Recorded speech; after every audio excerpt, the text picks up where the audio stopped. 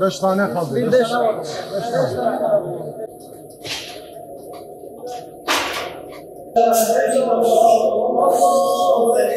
Bismillahirrahmanirrahim. Umut Kervanı İnsani Yardım Vakfı olarak bu yılda hayırseverlerimizin bize vermiş oldukları vekaleti hayvanlarımızın kesimini gerçekleştiriyoruz ekibimizle beraber. İnşallah bu kestiğimiz hayvanlarımızı fakir, yetim ailelerimize, muhtaç ailelerimize bunları dağıtımını gerçekleştireceğiz. Bu vesileyle bizlere bu kurbanları veren hayırseverlere teşekkür ediyoruz. Rabbim kendilerinden razı olsun. Malumunuz Efendimiz Aleyhisselatü Vesselam Kurban Bayramı'nda kurban kesiminden daha hayırlı bir iş olmadığını buyuruyorlar. Bu hadis çerçevesinde hayırseverlerin ne kadar ehemmiyetli, önemli bir iş yaptığını bilmelerini istiyoruz.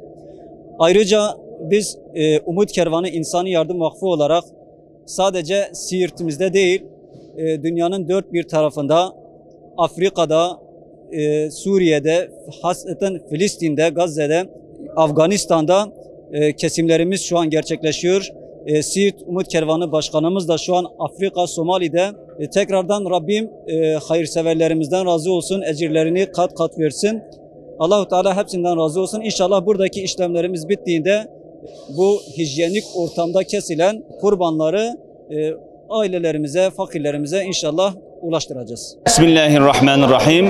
Siirt Yetimler Vakfı olarak bu sene de hayırseverlerin verdiği kurbanlarımızı İbrahim bir teslimiyetle kestik. Allah hayırseverlerden razı olsun. Yetimler Vakfı olarak İslami kesimlere uygun olarak güzel bir şekilde seçerek ve güzel bir şekilde keserek ihtiyaç sahiplerine ulaştırmaya, bugün gün içerisinde ihtiyaç sahiplerine ulaştırmaya çalışacağız. Allah hayırseverlerden razı olsun. Kurbanlarını kabul etsin.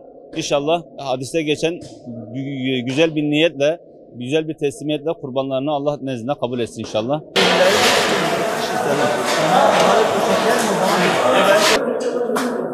Hepsi burada şu an gelenler sokaklara basıyor.